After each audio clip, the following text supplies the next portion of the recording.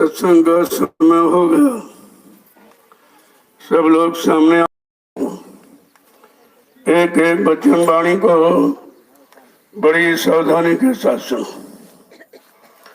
जब वचनों को सुनोगे तब तुम्हारी समझ में इधर का उधर का सब आ जाएगा, क्योंकि भौतिक जगत में हमें किस तरह रहना है और आध्यात्मिक जगत में किस तरह से अपना काम बनाना। जब संत वचनों को सुनोगे तो आपकी समझ में सब आ जाएगा, क्योंकि संत महापुरुष जब आए तो उन्होंने दोनों तरफ का रास्ता बताया। जब तक शरीर से संसार परिवार में रहो तब तक आपको किस तरह रहना है, किस तरह का व्यवहार करना है, कैसा खान पान करना और इसी में रहकर अपनी जीवात्मा का भी कल्याण करना। जब दोनों काम समझ में आ जाएंगे तो बड़ी सरलता में हो जाएंगे। वैसे तो बहुत कठिन है, क्योंकि यहाँ तीन तरीकों से शरीर इंद्रियों के बारे में तो बताया गया, शुभ कर्मों के बारे में बताया गया, जिससे हम शरीर इंद्रियों से गंदे न होने पाए, तन मन गंदा न होने पावे। इसलिए पहले के ऋषि मुनियों ने, योगियों, महर्षियों ने, अवतारी शक्तियों ने हमें आपको अच्छे कर्मों की जानकारी दिया कि पूजा करो, पाठ करो, तीर्थ करो, व्रत करो, अमन जप तप या गंगा स्नान करो। इससे क्या होगा कि मन, बुद्धि और इंद्रियां पाक साफ निर्मल पवित्र बनी रहेंगी, तो भजन करने में सुविधा हो जाएगी। क्योंकि जब तक मन शांत नहीं होगा, मन बुराइयों से, बुरे कर्मों से, बुरे खान पान से अलग नहीं होगा, तब तक तो इधर कुछ हो ही नहीं सकता। यही कारण है कि सब कुछ करते हुए भी आज मुसीबत में सब फंस गए। तरह तरह की बीमारियों में, महामारियों में, झगड़े झंझटों में सब फंस के रह गए। अगर हमने आपने पहले के ऋषि मुनि महात्माओं की बात मानी होती तो आज हमारा आपका पारिवारिक जीवन, सामाजिक जीवन, व्यवहारिक जीवन कष्ट में नहीं होता। सब सुख शांति में रहते, आपस में प्रेम प्यार मोहब्बत में रहते, एक दूसरे के काम आते। लेकिन ये तो पहले की बात नहीं मानेंगे। जब बात आप नहीं मानी तो मुसीबत में चले गए। इसीलिए संत महापुरुष जब आए तो उन्होंने रास्ता खोल दिया। इस कलयुग में अभी लगभग 750 वर्ष पूरे होने जा रहे। इसके पहले संत नहीं आए थे। जब संत नहीं आए थे तो यानी जानकारी लोगों को नहीं थी, क्योंकि संत महापुरुष ही जीवात्मा के बारे में बताते, और ज्ञानी विज्ञानी तो इसके बारे में जानते नहीं। वो तो बेचारे केवल शरीर इंद्रियों के लाभ तक सीमित हैं। ये मिल जाए, वो मिल जाए, ये बन जाए, वो बन जाए, इसके अलावा जीवात्मा जगह परमात्मा से मिले, इसके बारे में तो कोई जानकारी नहीं। इसीलिए कहा, गिरी बदरिया पाप की बरस रहे अंगार, और संत नाते जगत में तुझे मरता संसार। अगर आना जाना न होता तो ये जन्म मरण का चक्कर छूटने का प्रश्न ही नहीं था। कोई नहीं इसके बारे में जानता था कि जन्म मरण से क्या छुटकारा होता है, क्या 4 खान 84 लाख नरकों की योनियों से कभी बचाव हो सकता है, या बचाव करने वाला कौन है, किसके द्वारा बचाव करेगा। ये सब जानकारी संत महापुरुषों ने दी। कितनी दया हम सब गंदे कमजोर कलयुग के जीवों पर उन्होंने किया, लेकिन हम आप उनकी महिमा नहीं समझ पाए, उनको ही नहीं पहचान पाए, उनके वचनों को समझ नहीं पाए और वचनों के अनुसार अपने जीवन को चला नहीं पाए, तो परेशानी दिखाई दे रही। अब तो मुसीबत और ज्यादा आगे दिखाई दे रही, क्योंकि कोई लक्षण बनने के नहीं दिखाई दे रही। जब तक खान पान शुद्ध नहीं होगा, भाव विचार शुद्ध नहीं होंगे, कर्म शुद्ध नहीं होंगे, तब तक अच्छा होने का तो प्रश्न नहीं उठता है। लेकिन इस पर कोई गौर ख्याल करता नहीं। कर्मों के बारे में कोई जानकारी नहीं जा रही। शारीरिक कर्म तो बता दिए, लेकिन मनसा बचा ये कौन करेगा। अरे भाई मन भी अच्छे कर्म करे, बुद्धि से अच्छा सोचे, और मन यानी मतलब और चित्त से अच्छा चिंतन करे, तब तो हो सकता है ये काम हो सकता है। अन्यथा कहने पढ़ने सोचने में थोड़ी कुछ हो जाए, करना पड़ेगा। ये कर्म प्रधान देश है, यहाँ जो भी आया उसको कर्म समय के अनुसार कर्म करने ही पड़े। बगैर कर्म के तो कोई काम हो नहीं सकता, बगैर कर्म के कोई मजदूरी नहीं दे सकता आपको। तो फिर ये सोचने पढ़ने से थोड़ी काम बनेगा। इसलिए संत मत करनी सिखाता है। काल मत में सुननी है, बकनी है, ये मतलब है, लेकिन संत मत करनी की तरफ ले जाता है कि जब करनी करोगे तो उस करनी का अनुभव, एक्सपीरियंस आपको होगा, फिर करनी का आपको लाभ मिलेगा। ये भी समझ पाओगे हमको कैसी करनी चाहिए, कैसी करनी नहीं करनी चाहिए। तो ये तो चीजें सबके सामने रखी गई है, ऐसा नहीं कि कुछ बताया नहीं क्या, लेकिन उस पर गौर ख्याल नहीं किया गया और उसको अपने जीवन में उतारा नहीं, क्योंकि उतारना बड़ा कठिन है। पर उपदेश कुशल बहु तेरे, जे आचरण ते नर न गने। दूसरे को उपदेश करना, दूसरे को सुनाना बताना तो सरल है, लेकिन वही शिक्षा, वही सिद्धांत जब अपने पर लागू किए जाए तब समझ में आता कितना कठिन है, क्योंकि लागू कोई करना नहीं चाहता। उसके अनुसार उसमें संयम और त्याग है, उसमें तरह तरह की मतलब यानी हिदायतें हैं, तरह तरह की रोकथाम है कि ये नहीं करोगे, ये नहीं करोगे, ऐसा भोजन नहीं करोगे, ऐसा भोजन नहीं करोगे, नहीं मन अगर खराब हो जाएगा तो फिर तुम ठीक नहीं हो सकते हो। मन ही तो सब कुछ कराता, समग्र कार्यों का आरंभ मन से ही होता है, मन ये करता देता है। उसी तरफ तो महापुरुषों ने ध्यान, सबका ध्यान किया कि तुम इसको ठीक करने के चक्कर में, अरे तुम पहले अपने मन को ठीक करो, क्योंकि सब मन सबके पास मन वही है। अगर हमारा आपका मन ठीक हो गया तो हम दूसरे का भी ठीक कर सकते, लेकिन जब तक अपना नहीं ठीक है तो दूसरे का ठीक सुनाने से थोड़ी हो जाए, वो तो करने कराने से ही ठीक होगा। संत मत में करनी पर जोर दिया जाता। अब करनी कैसी करो? करनी करो मार मंडालो, इंद्री भोग विशालो। ऐसी करनी करो जिससे मन गंदे कामों से, गंदे खान पान से, गंदी सोच से हट जाए। तो मन मारो, मारने का मतलब ये उधर से हटाना है गंदगी से, और इधर स्वच्छता सफाई तरफ लगाना है। तो कहा कि मन मारो तन जारो, इंद्री भोग विशालो। जो मन इंद्री भोगों में, घाटों में गंदा रस ले लेके इतना कमजोर हो गया कि अच्छे काम की तरफ आता ही नहीं, कभी अच्छी सोच भी नहीं कभी करने देता। देखो किस तरह से महापुरुष ने कहा, इंद्री भोग विसारो, इतना काम करो तुम। अब इतना काम तो हमें आपको शरीर इंद्रियों वाला करना पड़ेगा, क्योंकि गंदगी हमने आपने की। अब वो अज्ञानता में भूल भ्रम हुआ कि लोभ लालच में कैसे हुआ, कहा इतना काम तुमसे कराया जाएगा। तो कैसे कराया जाएगा? कैसे? सत्संग करो और सेवा करो और भजन करो, इससे मन की गंदगी खत्म हो जाएगी। और किसी पदार्थ से, किसी सामान से, कोई दवा औषधि जड़ी से मन की गंदगी नहीं जाएगी। वो तो संत महापुरुषों के वचनों से, जब वचन सुनोगे तो इसकी गंदगी से बचने लगोगे, आप बचने की तैयारी करोगे। ये तो सब काम करना पड़ेगा, कर बगैर किए तो कुछ होना नहीं है। जय गुरुदेव, जय गुरुदेव, जय गुरुदेव, जय गुरुदेव। नाम किसका? जय गुरुदेव। नाम किसका? प्रभु का। प्रभु का प्यारा नाम। जय गुरुदेव। समृद्ध दाता दयालु पूज्य स्वामी जी महाराज, आज के इस प्रातःकालीन लघु सत्संग में सम्मिलित होने वाले समस्त सत्संगी प्रेमी जो, ये नैमिषारण्य तपोभूमि, यहाँ 88,000 ऋषियों ने तपस्या किया, ऐसे नहीं है। ऐसी पावन पुनीत धरती अन्यत्र कहीं नहीं। और इसकी महिमा भी यानी संत महापुरुषों ने बताई।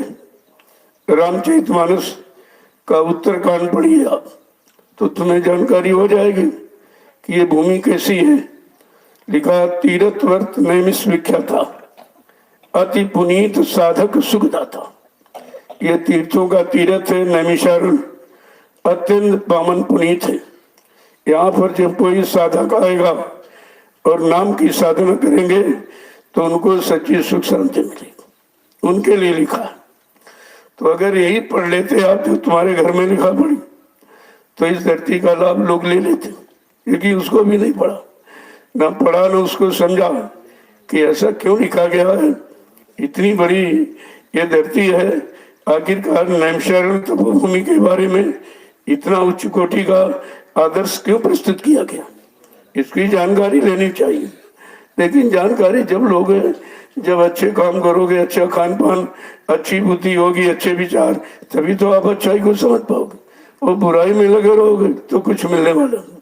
और इसमें बुराई की बाहुल्यता, जिसको देखो बुराई फट से करने लगता, अच्छे काम करने की तो क्षमता नहीं रही। शरीर के अंदर मन बुद्धि चित्त में अच्छे काम सोचने और करने की क्षमता खत्म हो गई। इसीलिए तो सत्संग की जरूरत है, क्योंकि जब सत्संग मिलेगा तो बुद्धि में विवेक ज्ञान आएगा और कहीं से नहीं आ सकता। महापुरुषों ने लिख के बताया कि बिन सत्संग विवेक न होई और राम कृपा बिन सुलभ न सोई। बिना संत महापुरुषों के वचनों के बुद्धि में विवेक ज्ञान नहीं हो सकता, निरख परख पहचान भी नहीं हो सकती है। वो कहा ये हरि की कृपा, जब हरि की कृपा, भगवान की कृपा होगी तो वो संत महापुरुष आपको मिल जाएंगे और वो आपको युक्ति दे देंगे, सारा रास्ता खोल देंगे और उसके बदले आपसे कुछ नहीं लेंगे। उनका स्वार्थ का रास्ता नहीं, परमार्थ का होता। यही तो हमें आपको सोचना है कि स्वार्थ का रास्ता कहाँ, परमार्थ का कहाँ।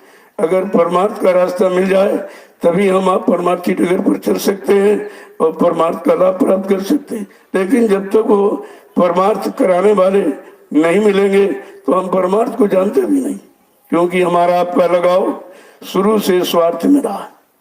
परिवार में, समाज में, देश में, शरीर में, शरीर के भोगों से, लाभ से, इससे आप हमारा आपका सरोकार रहा, संबंध रहा है। लेकिन परमार्थ तो हमने कभी सुना भी नहीं। जब सुना नहीं तो आप करोगे कैसे? इसलिए संत महापुरुषों ने परमार्थ का रास्ता रखा।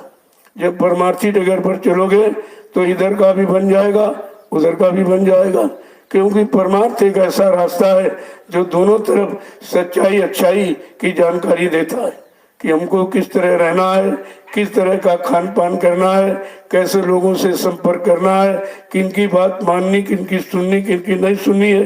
ये सब जानकारी को परमार्थी डगर कहते हैं। जय गुरुदेव, जय गुरुदेव। देखो इस नाम की महिमा, नाम की महिमा तो हर युग में, हर युग में नया नाम नए पुरुष के द्वारा आया। जैसे योगियों ने जब हरि नाम जगा लिया तब सतयुग में हरि नाम का प्रचार हुआ। जो लोग उस नाम से जुड़े उनका काम हो गया। अब ये है नाम जिस मंडल मुकाम से आता, अगर उसका सुमरन ध्यान करो, उसकी मान प्रतिष्ठा सम्मान से उच्चारण करो तो नाम उसी लोग तक आपको पहुंचा सकता। ये नाम की महिमा है। जो त्रेता में ऋषि मुनियों ने राम नाम जगाया तो उसका जो न उस समय जिन लोगों ने नाम लिया, देखो समय की बात, समय पर नाम लोगे, समय निकल जाएगा तो नाम की महिमा समाप्त हो जाती। केवल जानकारी में रहेगा, लेकिन उस नाम के लेने से तुम्हारा कोई वर्तमान में काम नहीं होगा। काम तो समय का नाम करता। तो जिन लोगों ने उस नाम को लिया आदर श्रद्धा भाव से, उनका काम हो गया। इसके बाद द्वापर आ गया। द्वापर में जो कृष्ण का नाम जगा, कृष्ण नाम जगाया गया। जिन लोगों ने उस नाम को लिया, वो नाम लेकर जो शक्ति आई, उनकी बातों को माना, उनके सिद्धांत उसूलों को उस पर चले तो उनका भी लाभ हो गया। इसी तरह आज कलयुग है तो कलयुग का भी नाम हमें आपको मिलना चाहिए कि भाई कलयुग में हम सब जीवों के लिए कौन सा नाम आएगा, क्योंकि हर युग अलग अलग है, एक चीज नहीं है। और हर युग में शरीर की उम्र अलग है, मन की ताकत अलग, इंद्रियों का संयम त्याग वैराग अलग, उनका खान पान अलग, उस समय भगवान का नाम अलग, और उस समय की साधना और पूजा पाठ भी अलग अलग। एक ही चीज नहीं है। ये संत महापुरुषों ने खोल के रखा कि कहीं जीव एक दूसरे युग के नाम में कहीं फंस कर समय न खराब करते, क्योंकि वो नाम तुम्हारे लिए नहीं है, वो तो युग उस युग के लोगों के लिए था। तो उन लोगों को लाभ मिला। तो कलयुग का नाम तो बताया नहीं किसी ने, और जब बताने वाला आया तो हमने आपने उनको पहचाना। कितनी बड़ी बात। गोस्वामी जी महाराज ने रामचरितमानस में ये भी तो इशारा किया कि कलयुग के जीवों के लिए कौन सा नाम आएगा कि गुरु बिन बहुनी तरह न कोई, जो विरंच शंकर सम होई। कहा ब्रह्मा विष्णु महादेव के समान कोई धनवान बलवान बुद्धिमान क्यों न बन जाए, लेकिन ये भवसागर पार करने के लिए गुरु नाम आएगा। जब गुरु नाम आएगा, उस गुरु नाम का जब लोग स्मरण करेंगे और उसके बनाए नियम सिद्धांतों के अनुसार चलेंगे, तो उस नाम का लाभ उन युग के लोगों को मिलेगा। सब जगह देखो उन्होंने साफ साफ कहा, कोई पर्दा कोई भूल भर नहीं रखा, लेकिन हमारी आपकी बुद्धि पर पर्दा, आंखों पर पर्दा, कानों पर पर्दा कि हम समझ ही नहीं पाते। उनके वचनों को हम समझ नहीं पाते कि उन्होंने ऐसे वचन क्यों उच्चारण किए, समय समय की जानकारी क्यों दी कि हर समय का काम अलग है। अगर समय की जानकारी न मिलती तो हम लोग समझ ही नहीं पाते कि भाई कलयुग में भी भगवान का कोई नाम होना चाहिए। तो लिखा पढ़ी तो सब किया, लेकिन समझ में कुछ नहीं आया। जबकि इस नाम की महिमा हर युग में, जब कोई काम आप संसार शरीर परिवार के लिए करते हो, जिसे शुभ कर्म करते हो, जो विद्वान पंडित ब्राह्मण आता है वो एक ही श्लोक पढ़ के सुनाता कि गुरु ब्रह्मा गुरु विष्णु गुरु देव महेश्वरा गुरु साक्षात परब्रह्म। कहा कि ये नहीं कहा ब्रह्मा गुरु है, विष्णु गुरु का, गुरु ब्रह्मा, गुरु ब्रह्मा भी है, गुरु विष्णु भी है, गुरु शंकर भी है, और गुरु साक्षात परब्रह्म परमात्मा तस्मै श्री गुरुवे नमः, इसलिए गुरु को नमन किया जाता। कितनी बड़ी महिमा गुरु की। लेकिन आज कलयुग में हम लोग कितने बड़े भाग्यशाली कि मालिक की दया से हमको सदगुरु मिल गए, सदगुरु मिल गए। गुरु का काम है ज्ञान कराना, अच्छे बुरे पाप पुण्य की पहचान कराना, माँ बहन बेटी बहू की पहचान कराना, और राजपाट धन दौलत दिलाना, मान सम्मान दिलाना, इतिहास बनाना, पूजा करवा देना। लेकिन सदगुरु का काम, सत्य माने ईश्वर, गुरु माने मिलाने वाला। जो ईश्वर पार ब्रह्म महाकाल सतपुरुष से मिलाए, दर्शन दीदार कराए, उसको सदगुरु कहते। कितने बड़े हम सब कलयुग के जीव भाग्यशाली। किया तो कुछ नहीं, जबकि गंदगी के अलावा और कुछ है ही नहीं। इतने हम लोग गंदे हैं, लेकिन फिर भी दया करती हूँ। कहा ऐसे कमजोर जीवों के लिए ही तो संत महापुरुष आते हैं, जिनका कोई नहीं होता, कोई सहारा नहीं होता है, कोई आधार नहीं रहता है, कोई उनके बारे में सोचने करने वाला है ही नहीं। तो कहा लाख दया कोमल से संता, तब संतों के हृदय में दया उठी। उन्होंने अपना सत्यलोक मंडल छोड़कर हम समृत लोक मंडल में काल माया के कर्मों के जाल में फंसे जीवों को निकालने के लिए आ गए और अपना परिचय दे दिया। क्योंकि कोई ऐसा आया नहीं था, जानकारी थी नहीं, तो परिचय देना पड़ा कि हम आए वही देश से जहां तुम्हारा धाम, तुम सबको घर पहुंचा एक हमारा काम। उन्होंने अपने काम का परिचय दिया कि मृत लोक मंडल में मेरे आने का एक ही कारण है, मैं किस काम के लिए आया हूं, कौन सा नाम लेके आया हूं और किस धाम से आया। पूरी जानकारी कि मैं किसी बीच के लोग से नहीं आया हूं, मैं रामकृष्ण की तरह से बीच के लोग से नहीं आया हूं जो जीवों को बीच में छोड़ दूं। मैं सतलोक सचखंड अनामी धाम से आया हूं जीवात्माओं को जगाने के लिए, और इनको नाम नौका पर बिठाकर इनके घर पहुंचाने के लिए आया। कितना बड़ा परिचय मिला, लेकिन हम परिचय भी भूल गए, क्योंकि सत्संग वचनों को सुना तो आपने, लेकिन आपके मन ने स्वीकार नहीं किया, धारण आपने किया नहीं। अरे गुरु धारण किया जाता, गुरु सुना देखा नहीं जाता, धारण किया जाता। जब धारण कर लोगे किसी चीज को तो वो आपकी हो जाती है, आपकी। जैसे जब लड़की पति को धारण करती है तो उसका हो जाता, उसका कोई रखवाला, उसकी कोई रक्षा हिफाजत करने वाला, सब तरफ से सुख शांति देने वाला कोई ना कोई हो जाता, उसी को धारण कहते। अगर गुरु धारण किया जाए तो फिर गुरु में शंका कहाँ, फिर संदेह कहाँ, फिर भूल भ्रम कहाँ होगा। लेकिन धारण नहीं करोगे तो शंका तो बनी ही नहीं। धारण माने स्वीकार करना, अपना बना लेना और अपने अनुसार हो जाना और उसको बना लेना, इसी को धारण कहते। तो कहने का मतलब ये है,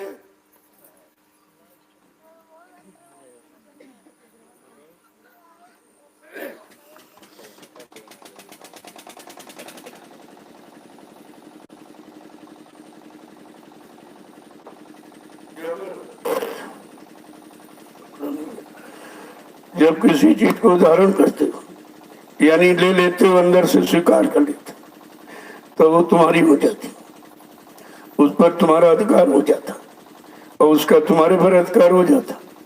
इसी को संबंध कहते हैं। ये सम्मान है बराबर का बंधन। तो बात तो समझने की है, जब समझोगे नहीं तो उलझ जाओगे, और उलझ जाओगे तो उलझन बातों से नहीं सुलझाई जाती। उलझन को अपने आप बैठ के सुलझाना होगा, या जिसने अपनी सारी उलझनें सुलझा ली हो उसके पास चले जाओ, वो मिल जाएगा, तुम्हारी उलझन भी सुलझा देगा। तो जब संत महापुरुष आए, उन्होंने केवल अपनी जीवात्मा के लिए इशारा, जीवात्मा मालिक की है किसी की, न ब्रह्मा की, न विष्णु की, न शंकर की, न रामकृष्ण की है, न 33 करोड़ देवी देवताओं की। हमारी आपकी जीवात्मा सूरत केवल मालिक है।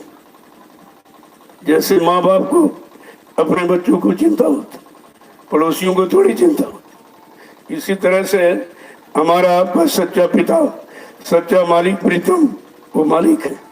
उसी मालिक को सर्वेश्वरानामी कहते, वो अनामी है, उसका कोई नाम नहीं है। और जिस नाम से वो अपने आप को प्रदर्शित कर दे, अपने आप को प्रकट कर दे, अपनी जानकारी दे दे, उसी नाम से लोग जानने लगते, उससे वो अनामी है, उसका कोई नाम नहीं। ये सब जानकारी सत्संग से मिलेगी, वैसे जानकारी नहीं मिलेगी आपको। जब संत महापुरुष आए, उन्होंने केवल अपनी जीवात्मा के बारे में कहा और किसी के बारे में कुछ नहीं कहा। कोई निंदा, आलोचना, बुराई, कोई किसी तरह की ये काम उनका नहीं। उनके जीवन का ये उद्देश्य नहीं। वो सर्वभूत हिते रता, ये उद्देश्य, सब जीवों का कल्याण हो। जो कल्याण के लिए आया वो निंदा, आलोचना, बुराई में थोड़ी फंसेगा। अब कोई करे वो तो उसकी मानसिकता, उसकी सोच समझ, उसके लिए कोई क्या कर सकता।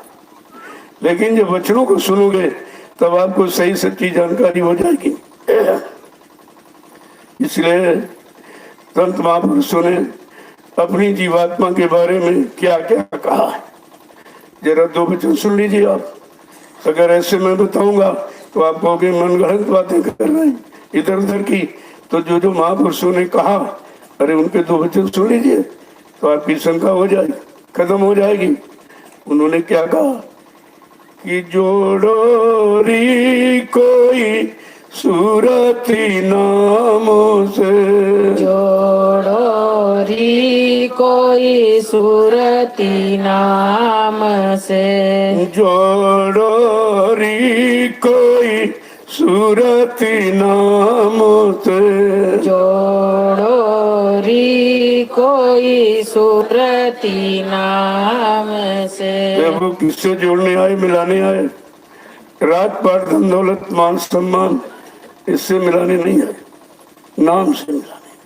क्योंकि नाम ही तो काम करेगा, नाम ही उधर ले जाएगा। नाम में इतना आकर्षण, मैग्नेटिक पावर होता है, इतनी शक्ति होती है। जब नाम यानी मतलब मिल जाएगा तो नाम खींचेगा, नाम खींच करके उधर तरफ ले जाएगा। जैसे दाम पैसा इधर तुम्हारे मन को खींचता रहता है, कहाँ पैसा मिलेगा, कहाँ संपत्ति मिलेगी, कहाँ मान सम्मान मिलेगा, कहाँ अधिकार मिलेगा, कहाँ लाभ मिलेगा, कहाँ स्वार्थ हल होगा, इधर खींचता रहता। इसी तरह कहते हैं जीवात्मा को नाम खींचता है, नाम उसका आधार है। इसी नाम को संतों ने शब्द कहा, शब्द आहारी सूरत, शब्द का आहार करने वाली जीवात्मा। इसका यहाँ कोई भोजन नहीं, जो भोजन आप करते हो शरीर का करते हो, ये शरीर का भोजन है, जीवात्मा का भोजन नहीं है। जैसे शरीर को चलाने के लिए ये भोजन अनिवार्य है, ऐसे जीवात्मा को बलवान बनाने के लिए शब्द का आहार बहुत जरूरी। लेकिन सत्य आहार कोई यहाँ दे नहीं सकता। वो नाम भेदी शब्द भेदी तब संत सदगुरु आएंगे, वो नाम का आहार देंगे, नाम का आधार बना देंगे। जब इसको अपना भोजन मिलने लगेगा ये भी बलवान हो जाएगी, तभी अपने घर की तरफ चलेगी। अभी तो बेचारी चुपचाप बैठी है, जब से आई है उसका भोजन नहीं किसी ने दिया। जब भोजन नहीं मिला तो कमजोर हो गई, लेकिन अपनी जगह नहीं छोड़ी। वही त्रिकुटी धाम में दोनों आंखों के मध्य भाग में बैठी और अपने मित्र मन का इंतजार कर रही, क्योंकि जो वादा किया था जब वो ऊपर से आई तो बीच में त्रिकुटी धाम में मन को साथी बना लिया। कहा चलो हम तुम दोनों नीचे के लोग के देखकर आ जाएंगे और हम तुमको बगैर साथ ले वापस नहीं आओगे। बस यही वचनबद्धता उसकी। इतने वचन में बेचारी फंस गई और वादा खिलाफी तो कर नहीं सकती, वो सत्य का रूप है, वो झूठ नहीं बोलेगी। तो देखिए एक मित्र दोस्त के साथ अब यही है कि अगर दोस्त की पहचान नहीं है तो तुम फंस जाओगे। जिस विचारधारा में वो होगा वहीं आपको खड़ा कर देगा। तभी कहा संग और सोबत बहुत सोच के करनी चाहिए, जिससे कुछ मिले, तुम्हारा नुकसान ना हो, तुमको लाभ मिले, वहां से तो जुड़ना ठीक। जहाँ कोई लाभ ही नहीं है, निंदा आलोचना बुराई के सिवा वहां कुछ वही नहीं रहा, वहां जुड़ने से तुम्हें क्या मिलेगा? तुम्हें क्या वही मिलेगा जो उसके पास भी दे दे। तो वो कैसा पूछ रहे कि जोड़ो री कोई सूरत नाम से, जोड़ो री कोई सूरती नाम से। क्या कोई ऐसा है जोड़ने वाला जो तुम्हारी सूरत जीवात्मा को परमात्मा यानी नाम से जोड़ दे? या तुम्हारे में से कोई ऐसा जाग गया है जिसने अपनी जीवात्मा को नाम से जोड़ दिया? तो दोनों तरह की चीज कैसा समझा के पूछ रहे हैं कि ये तन धन कुछ काम न आवे, ये तन धन कुछ काम न आवे, ये तन धन कुछ काम न आवे, ये तन धन कुछ काम न आवे। पड़े लड़ाई जाम से, पड़े लड़ाई जाम से, जोड़ो री कोई सूरत नाम से, जोड़ो री कोई सूरती नाम से।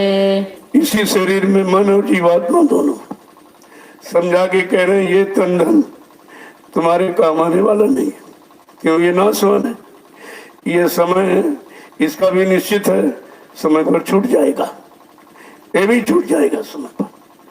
कहते कि ये तो निश्चित है, जहाँ निश्चित है वहीं छूटेगा और कहीं नहीं छूटता। सब इसकी घड़ी और तिथि और तारीख और समय सब निश्चित है कि इतने समय तक ये शरीर में जीवात्मा रहेगी, समय पूरा होते ही ये निकल जाएगी और शरीर यहाँ पड़ा रहेगा। कहा ये तन और धन तुम्हारे फिर काम आने वाला नहीं है अगर तुमने जीवात्मा को नाम से नहीं जोड़ा, तो इस समय आपका बेकार चलेगा और अंत में जमराजा से लड़ाई लड़नी पड़े, क्योंकि वो पूछेगा, वो तो तुम्हारी कर्मों की भाई खोल के दिखाएगा, तुमने इस तारीख में ये किया, इस तारीख में ये किया, इस दिन ये किया, पूरा लेखा जोखा पूरी कर्मों की भाई खोल के दिखाएगा। कर उससे तुम्हें लड़ाई लड़नी पड़ेगी, आगे लड़ाई रह जाएगी अगर तुमने अपनी जीवात्मा को सूरत नाम से नहीं जोड़ा। तो ये लड़ाई होगी, झगड़ा होगा, क्योंकि हमें आपको मानव शरीर इसलिए मिला था कि शरीर को गंदा मत करने देना और जीवात्मा को किसी संत महात्मा से मिलकर नाम का आधार, नाम की युक्ति ले लेना और उस नाम से जोड़ देना। तो ये तुम्हारा काम मानव शरीर का हो जाएगा। तो आगे क्या कह रहे हैं, एक एक वचन को जब सावधानी के साथ सुनोगे तन्मयता और लगन के साथ, तब ये शब्द समझ में आएंगे।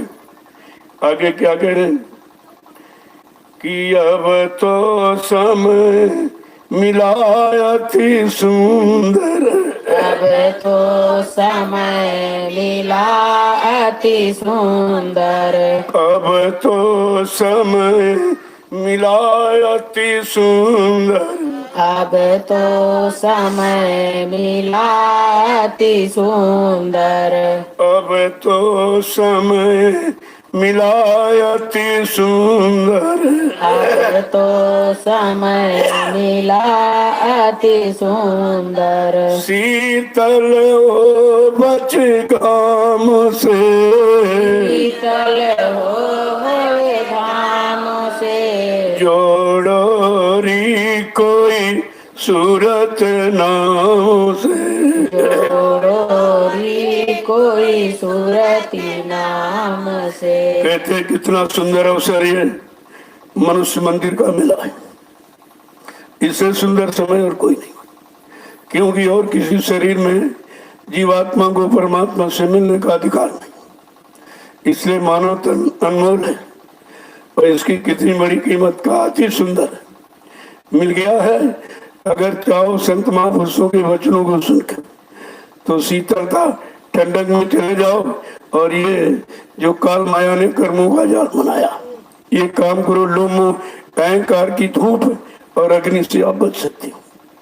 ये धूप है, जैसे धूप आपको परेशान कर देती है, ऐसे ये सब परेशान करते रहते। आगे समझा के क्या कह रहे हैं, एक एक शब्द को कैसे लिखा है कि सुमिरन कर सेवा सतगुरु की, सुमिरन कर सेवा सतगुरु की, सुमिरन कर सेवा सतगुरु की, सुमिरन कर सेवा सतगुरु की, मन को हटाओ कामों से, को हटाओ काम से, जोड़ो री कोई सूरत नाम से। जोड़ोरी कोई सूरत नाम। आज जब संत महापुरुषों से नाम मिल जाए, उस नाम का स्मरण करो और सदगुरु की सेवा यानी उनके वचनों का हुक्म आदेश का पालन करो। तो क्या कह रहे हैं कि और मन को काम से हटा दो। ये काम करो, लोभ मोह अहंकार जो इसको निरंतर खराब करो का उसको यानी हटा दो, तो ये काम तुम्हारा सरल हो जाए।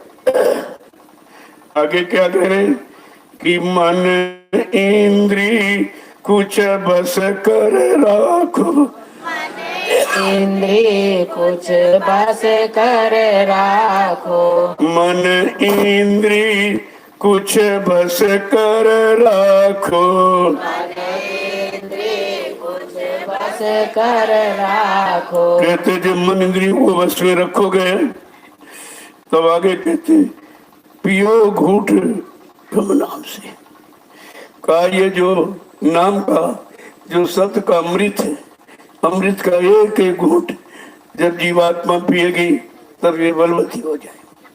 इसके पहले तो और कोई चित्त खाती पीती नहीं है। यहाँ काल माया के किसी सामान का प्रयोग नहीं करते, फिर यहाँ है क्यों? का वो मन के कारण मन को साथी बना लिया और कह दिया बगैर तुमको साथ ले मैं वापस नहीं जाऊंगा, बस इसी में चारे फंसी इंतजार कर रहा। का मन उधर भोगों से हटकर इधर आवे, लेकिन वो बेचारा कहाँ, वो तो एकदम डूब गया है। आगे किस तरह क्या कह रहे हैं कि मन इंद्री कुछ बस कर राखो, इंद्री कुछ बस कर राखो, पियो घूट गुरु नाम से, पियो घूट गुरु नाम से, जोड़ो री कोई सूरत नाम से, कोई सूरती नाम से। आपको करना क्या है? केवल मन और इंद्रियों को बस में रखना। कंट्रोल नियंत्रण में रखना है, क्योंकि जब इंद्रियों पर मन को रख गया और उन इंद्रियों को में लग गया तभी से खराब हुआ, तभी से गंदा हो गया, कमजोर हो गया। कब ये करो, इसको थोड़ा संभाल के रखो, इंद्रिय भोगों से हटा के रखो, और जो गुरु ने नाम दिया है वो नाम का घूंट पियो। जब वो लोगोगे तो मन का ये नशा जो काम क्रोध लोभ मोह अहंकार का ये खत्म हो जाए, ये हल्का हो जाएगा, दब जाएगा। आगे क्या कह रहे हैं कि कितनी बड़ी चीज संभाल के जीवों के लिए रख रहे हैं। जब इन बच्चों को सुनोगे कि लगे ठिकाना मिले मुकाम, लगे ठिकाना मिले मुकाम, लगे ठिकाना मिले मुकाम, लगे ठिकाना मिले मुकाम, छूटो मन के दामों से, छूटो मन के ग्राम से, जोड़ो री कोई सूरत नाम से, जोड़ो री कोई सूरत नाम का जब नाम का आधार मिलेगा यही ठिकाना है। असली ठिकाना जीवात्मा का नाम ही है। का जब नाम मिल जाएगा, नाम को करके चल देगी तो अपने असली मुकाम मंडल पर पहुंच जाएगी। कहते कि ये और छूटो मन के दाम से, ये मन के दामन से छुटकारा मिल जाएगा। जब तक नाम का आधार नहीं पकड़ेगी, नाम को पकड़ कर चलेगी नहीं, तब तक मन भी उधर से नहीं हटेगा और मन के दामन से भी छुटकारा नहीं पाएगी। आगे क्या करें कि भजन करो छोड़ो सब आलस, आलस, भजन करो छोड़ो सब आलस, छोड़ो सब आलस, निकस चलो कल के गाँव से, निकली चलो कल के गाँव से, जोड़ो री कोई सूरत नाम से, जोड़ो री कोई सूरत नाम अब कैसे निकलोगी, कैसे कहते भजन से, पूजा से नहीं भजन से निकलो। भजन करो और ये आलस प्रमाद ये लापरवाही सब छोड़ दो। ये नहीं कि अभी नहीं, शाम को कर लेंगे, शाम नहीं सुबह कर लेंगे, सुबह नहीं तो दोपहर के कर लेंगे, कहा ये लापरवाही, ये आलस प्रमाद छोड़ दीजिए। जो करना उसे शुरू कर दो, क्योंकि समय नहीं है, समय तो सब निकल गया। किसी का 40, 50, 60, 70 निकल गया, अब कितना बचा। कलयुग में समय भी तो बहुत कम है, 100 बरस का समय मिला, उसमें अच्छा खान पान करोगे, अच्छी संग सोबत करोगे, अच्छे कर्म करोगे तो। अगर गंदे खान पान गंदी सोबत कर्मों में फंस गए तो 50 में खेल खत्म हो जा रहा। देख रहे हो सब कितनी अल्पायु में जा रहे हैं। अल्पायु और अल्पज्ञ यही दोनों काम करा। ये मतलब उम्र भी कम है और ज्ञान भी कम है। जब ज्ञान नहीं है तो उम्र को कैसे खर्च करें, कहाँ कहाँ किस तरह से निकालें चलाएं, ये भी तो मालूम नहीं है। आगे समझा के क्या कह रहे हैं, भजन करो छोड़ो सब आलस, सारा आलस प्रमाद लापरवाही ये सब छोड़ दो और भजन में लग जाओ। यही एक रास्ता है और इतना सरल, इसमें कोई खर्चा नहीं, 2 पैसे का खर्च नहीं भजन में। पूजा में तो बहुत खर्च, मूर्ति ले आओ, फिर मंदिर बनाओ, फिर अगरबत्ती लाओ, फूल लाओ, पेड़े लाओ, बतासे लाओ, कितना खर्चा। यानी जड़ में खर्चा मिलना कुछ नहीं और चेतन में कोई खर्चा नहीं और सब मिलना है। अगर जड़ चेतन के अर्थ को समझ लेते कि जड़ क्या है, चेतन क्या है, जड़ का काम क्या, चेतन का काम क्या, अगर संत महापुरुषों के वचनों को सुनकर अगर समझ लेते तो ये काम तुम्हारा अब तक शुरू हो जाता।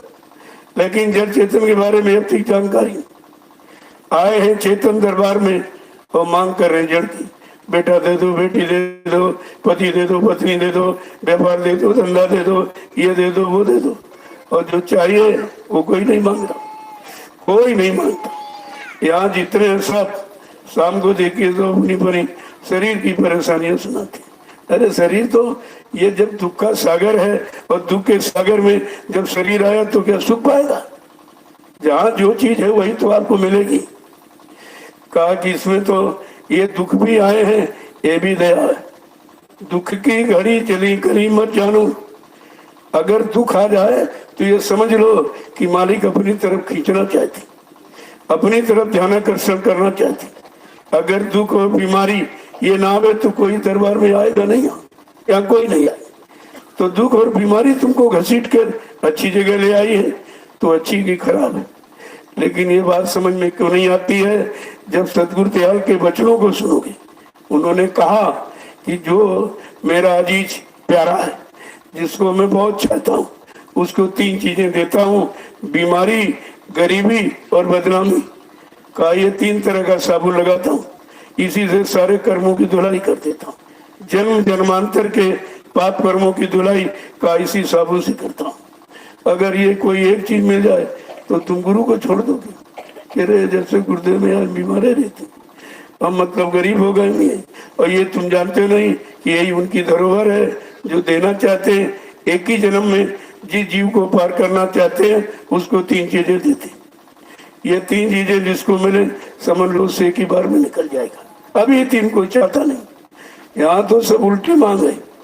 ये कौन चाहता मानता है? अगर जब कुछ नहीं दिया गया, ना बीमारी दी गई, ना गरीबी दी गई, ना कोई कलंक लगाया गया, तब तो सब छोड़ के भागी गई, सब छोड़ के भाग गई। अगर ये चीज दे दें सतगुरु दयाल अपनी अमानत, तो इसको संभाल के कोई रखने वाला नहीं, कोई नहीं है। क्योंकि ऐसे विचार अभी दृढ़ मजबूत बन नहीं पाए, सदगुरु को पहचान नहीं पाए। वो कौन सी दया करने आए, वो दया को भी हम जानते मानते पहचानते कुछ नहीं। तभी तो ये सब फंस गया। देखो किस तरह समझाने कि भजन करो छोड़ो सब आलस, सब तरफ का आलस प्रमाद, ये लापरवाही ये आप खत्म कर दीजिए। क्योंकि ये समय जा रहा हो, समय को आप रोक नहीं सकते। अगर समय में अगर अच्छे काम में लग जाओ तो यही समय आपको अच्छाई की तरफ ले जाएगा। अगर बुराई में लगोगे तो बुराई की तरफ चले जाओगे, और बुराई में कुछ मिलना नहीं आपको।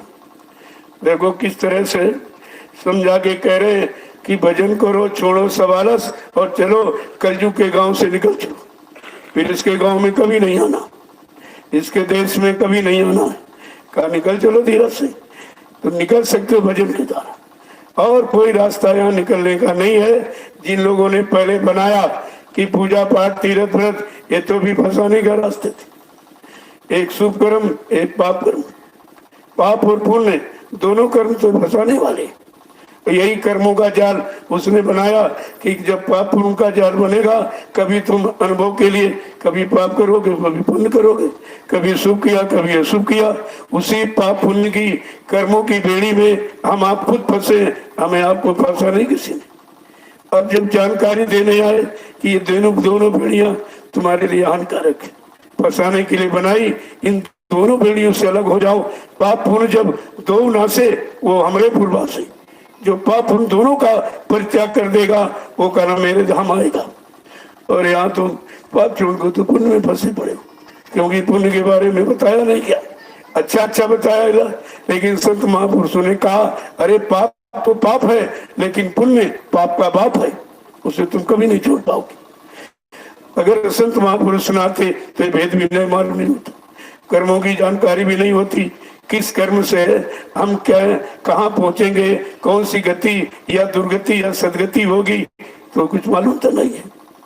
अब एक वचन को अगर समझाते नहीं और इस तरह फरमान जारी नहीं करते तो हम लोग तो समझ ही नहीं सकते थे, क्योंकि सारा का सारा मसाला से उल्टा ही हो गया। अब क्या कह रहे हैं कि दम दम करो विनती गुरु से, दम दम करो विनती गुरु से, दम दम करो विनती गुरु से, दम दम करो विनती गुरु से, वही निकालेंगे चाम से, वही निकालेंगे चाम से, जोड़ो री कोई सूरत नाम से।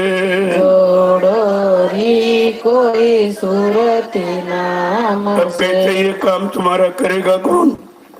कल समय का गुरु। उससे पल पल हर क्षण विनती करो और कोई विनती मत करो कि हम यहाँ से कैसे निकले और कब निकल गए, जितनी जल्दी हो जाए हमारा ये काम हो जाए। इसकी विनती प्रार्थना हमें निरंतर निकलने की करनी चाहिए। यहाँ तुम विनती प्रार्थना फंसने की करते हो, ये मिल जाए वो मिल जाए वो मिल जाए। अरे जो मिला है उसी से निकलना मुश्किल, और मांग लोगे तो और फंस जाओगे। ये निकलने का सामान नहीं है, ये तो फंसने का सामान। जो निकालने आया है वो फंसने का सामान नहीं देगा।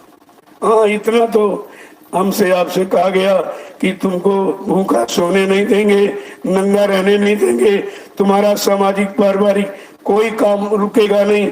ऐ टाइप पर कहीं से पूरा करा दिया जाए, लेकिन तुम भजन कर। एक काम हमें आपको दिया, तुम्हारी सारी मन की मनोती पूरी हो जाएगी अगर तुम भजन करने लगो। भजन करने लगो, सुनने वाली बात नहीं है, करने। अब भजन करी कहाँ कोई पा रहा, क्योंकि करने की आदत नहीं है। आदत तो पुरानी फंसने की है, उन कामों करने की जिन कामों को कर करके हम फंसे हैं। उन्हीं आज भी उन्हीं काम को करने में लगे हैं, लेकिन जिससे हमारा फंसाव खत्म हो, हम यहाँ से निकले, अपने सच्चे घर मालिक प्रीतम से मिले, वो कर्म तो कोई करता नहीं। और जो कराने आए उनको किसी ने पहचाना नहीं, तो फिर काम कैसे होगा? फिर ये काम कैसे होगा? कितना समझा के कह रहे हैं कि दंदन करो विनती गुरु से, हर पल घड़ी गुरु से विनती करो कि वही इस चमड़े के शरीर से जीवात्मा को वही निकाले, और कोई निकाल नहीं सकता। जिस तन में ये चमड़े का शरीर है, खोल है, ये भी खोल है चमड़े का, और जीवात्मा का खोल है। का इस चमड़े के खोल से जीवात्मा को वही निकाल सकते हैं, बाकी निकालने की किसी के पास ना कोई ताकत है, ना उपाय है, ना किसी के पास आधार कोई है। आगे देखो क्या कह रहे हैं, समझा के। जब एक एक वचन को सुनोगे तो सब आपकी समझ में आ जाएगा। आगे कह रहे हैं कि जब महापुरुषों के वचनों को सुनने लगोगे, समझने लगोगे, कुछ करने लगोगे, तब ये सारी जानकारी आपके पास हो जाएगी। अगर नहीं करोगे तो ये काम और तो कोई तुम्हारा कर ही नहीं सकता है। आगे समझा के एक एक वचन को कैसे कह रहे हैं कि जिससे हम लोग साधारण में समझ जाए। और उपाय न ऐसा कोई, और उपाय न ऐसा कोई, और उपाय न ऐसा कोई, और उपाय न ऐसा कोई। रटन करो सुबह शाम से, रटन करो सुबह शाम से। जोड़ो री कोई सूरत नाम से, जोड़ो री कोई सूरत नाम से। कहते नाम के सिवा कोई दूसरा उपाय नहीं। जीवात्मा जगाने का, परमात्मा से मिलाने का, इस चमड़े के खोल से जीवात्मा को निकालने का केवल नाम एक उपाय, दूसरा कोई उपाय नहीं। इसलिए सुबह शाम नाम की रटन लगाओ। तुमने नाम रटन क्यों छोड़ दिया? काम न छोड़ा, क्रोध न छोड़ा, गुरु वचन क्यों छोड़ दिया? तूने नाम रटन क्यों छोड़ दिया? जो हमने छोड़ा है उसी का परिणाम है कि हम फंसे पड़े हैं। अगर इसको सुबह शाम रटने लगे, कहा सुबह शाम आत्मा के घाट पर बैठ एक एक घंटा सुबह शाम नाम की कमाई करने लगो, तो धीरे धीरे ये जीवात्मा जगेगी। जैसे इधर से तुम्हारा लगाव खत्म होगा और नाम से लगाव जोड़ हो जाएगा, तो धीरे धीरे जीवात्मा जगने लगी। अभी केवल हम आप बैठते हैं, करते नहीं। केवल बैठने की आदत, बैठने का अभ्यास बना रहे। जब धीरे धीरे बैठने का अभ्यास बन जाएगा, तब यही कहो चलो बैठना है तो कुछ करें, तब करने की जरूरत होगी। एक बार की तुमको हम सब बैठ के कर लेंगे तो नामुमकिन है, क्योंकि कभी किया नहीं, और बैठे तो इस काम के लिए कभी बैठे भी नहीं। बैठना भी हमारा आपका इस काम से संबंधित कभी नहीं रहा। ये तो अब युक्ति मिली है, तब समझ में आया। खड़ा किस लिए हुआ जाता कि गुरु के वचनों को पालन के लिए खड़े हो जाओ, और बैठो तो नाम की कमाई के लिए बैठो, और झुको जहाँ कुछ मिलना हो। तब ये शरीर की कवायद समझ में आई कि खड़ा होना और बैठना और झुकना, इसका मतलब क्या है। ये भी आज तक किसी ने आपको नहीं बताया। इन तीनों का मतलब क्या है, आगे समझा के कह रहे हैं। और दूसरा उपाय कोई नहीं है कि जीवात्मा जगाने का, परमात्मा से मिलने का, दूसरा कोई साधन ही नहीं। कहा सुबह शाम जब नाम की रटन लगाओगे तब तो ये काम तुम्हारा हो सकता, अन्यथा ये काम बड़ा मुश्किल है। कि प्रीति लाए नित करो साध संग, प्रीति लाए करो नित साध, प्रीति लाए नित करो साध संग, प्रीति लाए नित करो साध संग। वही कितनी बड़ी बात कह रहे हैं कि सदगुरु से प्रीति और नाम से भी प्रीति करो। तब कहते कि हटे रहो जग के खासो याम से, हटे के रहो जग के खासो याम से, छोड़ो री कोई सूरती नाम से, छोड़ो री कोई सूरती नाम से। आज जो नाम का ध्यान देते हैं, नाम का आधार पकड़ाते हैं, उनसे प्रीत करो। अगर प्रीत करो तो उनसे करो। कहते कि जब उनसे प्रीत करोगे और नित्य साध संग करो। साध माने जिसने तन मन वचन इंद्रियों को साध लिया, ऐसे का साध करो तो तुम्हारे मन की कचाई को निकाल देगा। और तुम साथ भी ऐसे कर दो जो काम करो लोगों के शिकार हैं, फंसे पड़े हैं, उनसे साथ करने से तुम्हें क्या मिलेगा। साथ भी करो अपने से अच्छे का, अपने से ऊंचे का। ऊंची जात पात से नहीं होता, कर्मों से ऊंचा। अगर नाम की साधना करने वाला और काम करो लोभ मोह अहंकार को बस में कर लिया, ऐसे का साथ करो तो तुम्हारे मन की सारी कच्चाई को निकाल देगा। क्या कह रहे हैं समझा के, और कह रहे हैं कि हट रहो जग के खासो याम। अब ये संसार के सामानों से और भोगों से एकदम अपने आप को हटा लो, तभी तो उधर चलेगा। अरे भाई मन कोई तस्वीर थोड़ी है जो एक को इधर लगा एक उधर लगा, मन तो एक ही है। जब उद्धव जी संदेशा लेके गए कृष्ण का गोपिकाओं के पास, सोचते थे कि मैं ऐसा संदेशा सुनाऊंगा तो गोपियां सब कृष्ण को छोड़ देंगे, ऐसा मैं बैराग का संदेश दूंगा। जब सुनाने गए तो गोपियां सुनते नहीं, बाद में कहने लगी उद्धव मन नहीं तस्वीर, उद्धव मन नहीं तस्वीर, एक तो वो गयो श्याम सत को आराधईस। मेरा एक ही मन था, वो तो मैंने कृष्ण को दे दिया, अब तुम्हारे संदेश को कौन सुनेगा। ऐसी पकड़ होनी चाहिए। गुरु वचनों की जब पकड़ होती है, अन्यत्र कहीं न जाता है न किसी की सुनता है।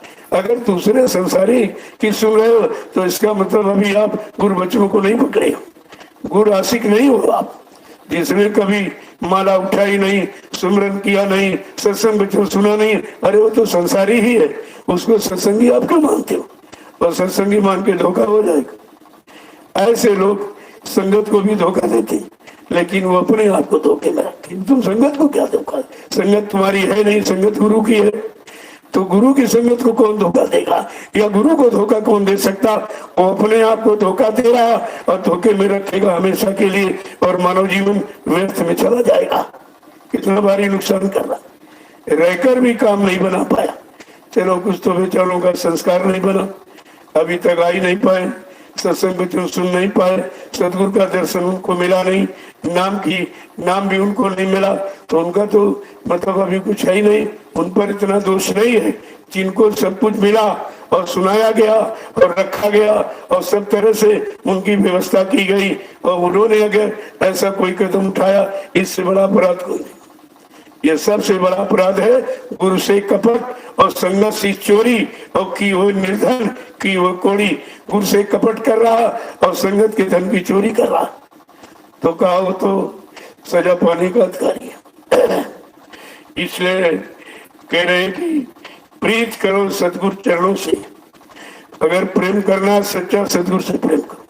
चलो संसार के लिए संसार में भी प्रेम किया जाता क्योंकि शरीर के पालन पोषण के लिए उनसे भी प्रेम है, लेकिन सच्ची प्रीति सतगुरु से करो।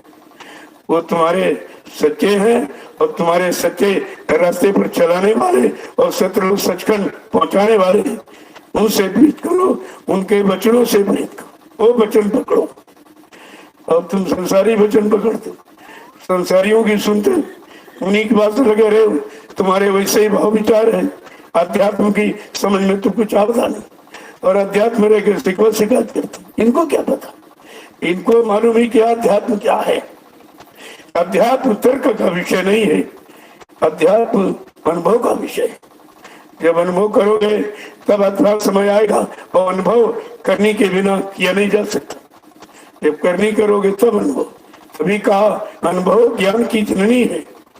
अगर अनुभव ज्ञान पैदा होता अनुभव से।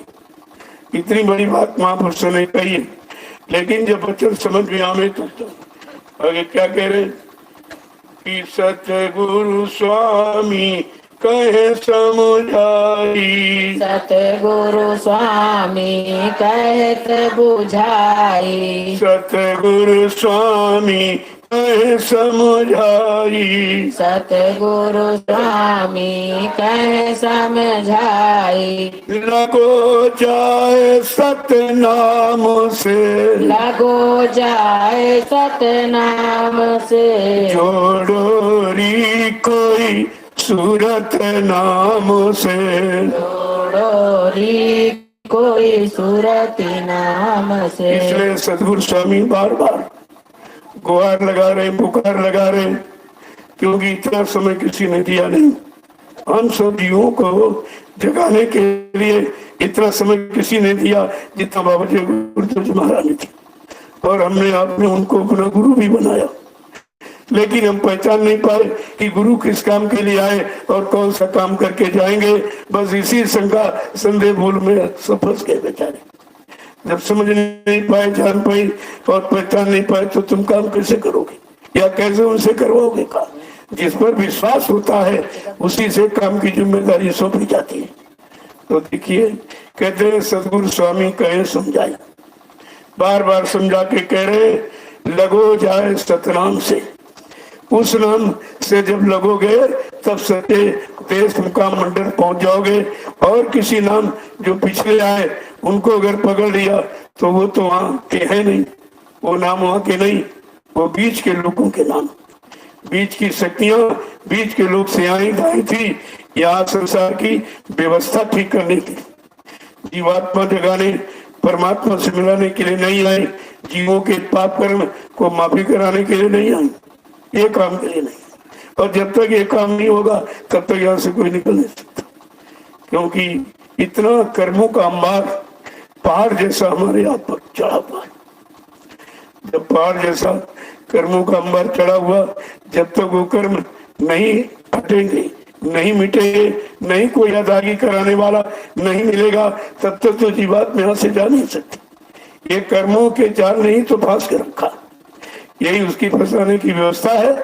तरह तरह के कर्म बना दिए और उन्हीं कर्मों का हमने सोचा चलो ये कर्म करके देखें, ये कर्म करके देखें, ये कर्म करके देखें, उसी में तो फंस गए। कभी अच्छा कभी बुरा, कभी पाप कभी पुण्य, कभी शुभ कभी अशुभ, इन्हीं कर्मों से करके तो हम फंस गए। अब कहते जब तक कर्मों से की गंदगी से कोई अलग नहीं करेगा तब तक ये काम होने वाला है नहीं। ऐसा कोई संसार में तो है नहीं मनुष्य रूप में कि तुम्हारे कर्मों की गंदगी हटा दे। जब वो समृद्ध मालिक भूमंडल पर मानव तन धारण करेंगे और वो ये जानकारी देंगे तभी ये जानकारी मिल सकती है, अन्यथा जानकारी किसी के पास। तो आप देख तो रहे हो सब जगह जानकारी बंद हो गई, क्योंकि जानकारी है ही नहीं। जब निंदा आलोचना बुराई शिकवा शिकायत इसके सिवा उनका कोई उद्देश्य नहीं है, कोई लक्ष्य नहीं है, तो ये संत वचन किसके अंदर बह गए, किसने पकड़े हैं और किसने अपने आप को सच्चा ईमानदार बनाया और नाम की सच्ची कमाई करके सच्चे रास्ते पर चलकर अपनी मंजिल को कौन तय कर रहा, इस पर तो विचार करना ही होगा। बगैर ये विचार किए ये काम नहीं हो सकता। तो देखो किस तरह से महापुरुष हम सब कमजे गंदे कमजोर कलयुग के जीवों की मदद करते हैं, लेकिन हम आप उनको पहचान ही नहीं पाते। उनके पास जाते हैं, जो चीज है वो तो हम समझ नहीं पाते क्या लेके आए, क्या कौन सा भंडार इनके पास और देने आए हैं, तो हमको उस भंडार को कैसे लेना चाहिए ये भी नहीं मालूम। एक तो लेना मालूम नहीं, अगर वो दया कृपा करके दे दें तो हम रखना नहीं जानते, वो भी भेज देते।